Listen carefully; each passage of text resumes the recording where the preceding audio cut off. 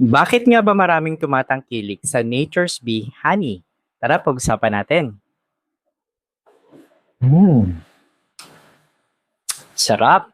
Pero bagong lahat, mag-follow ka muna sa akin, mag-heart ka, mag-comment ka, lagay mo ako sa iyong favorites at i-share mo na rin. Maraming salamat! Alam niyo ba na maraming tao ang tumatangkilik sa Nature's Bee Honey? Lalo na ang kanilang organic honey at sugar-free variants dahil sa mga benepisyo na hatid nito sa ating kalusugan. Alam niyo ba na ang honey ay kilala bilang isang natural na sweetener na mayaman sa antioxidants, vitamins at minerals? Sa mga nagdaang taon, lumitaw ang mga pag-aaral na nagpapakita ng mga positibong epekto ng honey sa immune system at pangkalahatang kalusugan. Alam nyo rin ba na ang Nature's Bee Honey ay gawa mula sa purong honey na walang halong chemical or preservatives? Ito lang naman ay nakakaakit sa mga mamimili at mas pinili ang natural at organic na produkto para sa kanilang kalusugan. Ang honey lang naman ay puno ng antioxidants at anti-inflammatory properties na makakatulong upang mapanatili ang magandang kalusugan.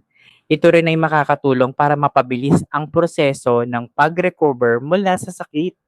Maaari itong gamitin bilang sweetener sa iba't ibang mga pagkain at inumin, kaya madaling isama sa pang-araw-araw. At ito pa, maraming netizens ang nagbibigay ng positibong reaksyon matapos nilang subukan ang Nature's Bee Honey. Alam nyo ba na ang ganitong mga reaksyon ay nagpapakita kung gaano kaepekto at katanyag ang produktong ito, lalo na para sa mga health-conscious consumers. Ang presyo lang naman nito ay nasa 160 pesos para sa 350 ml. Isang abot kayang halaga kung ikukumpara mo sa ibang premium honey brands. Kaya naman kung ikaw ay naghahanap ng natural at masustansyang alternatibo para sa iyo, tiyak na sulit at subukan mo ang Nature's Bee Honey.